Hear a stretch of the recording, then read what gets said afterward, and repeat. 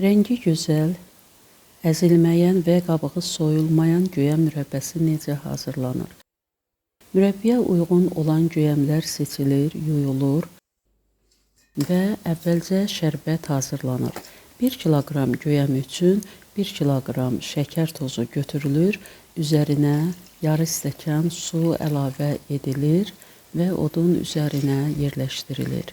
Şərbət hazır olan zaman ləyənin altı söndürülür və bir qədər şərbət soyumalıdır. Yəni qaynar vəziyyətdən düşməlidir ki, göyəmləri bura əlavə etdikdə göyəmin qabığı soyulmasın.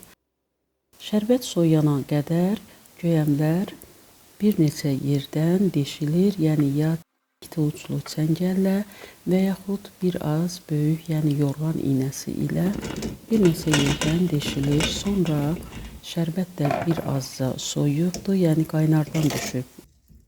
Göyəmlər şərbətə əlavə edilir və soyumağı gözlənilir. Soyuyana qədər göyəmlərin bir qədər rəngi çıxır və ləyəni yenidən odun üzərinə qoyuruq.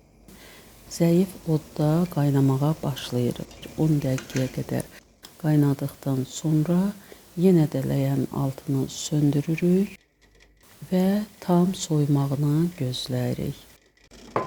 İkinci dəfə də bu şəkildə odun üzərinə qoyuruq, qaynamağa başlayır və köpüklərini ara-ara təmizləyirik. Göyəm tez əzilən bir meyvədir, qabığı tez soyulur, yəni göyəmlə bir qədər incə rəftar etmək lazımdır. Və qaynara düşdükdən sonra yenə də bir 10 dəqiqə qaynayır, sonra altını söndürürük, axırıncı dəfə göyəm bişənə qədər qaynadırıq. Hazır olan zaman köpüklər iri formada olur. Mürəbbənin şirəsindən və özünün vəziyyətindən hazır olduğunu bilirik və ləyənin altını söndürürük. Köpükləri mərkəzə yığırıq. Əvvəlcə qaşıqla, sonra salfet kağızın köməyi ilə bütün köpükləri təmizləyirik. Bu şəkildə əzilməyən, qabığı soyulmayan, gözəl rəngi olan göyəm mürəbbəsini hazırlayırıq. Göyəm mürəbbəsi əvəz edilməzdir. Soyuq aylarda, qrip zamanı, istilik olan zaman, boğazda bir problem olan zaman göyəm mürəbbəsi çox faydalıdır.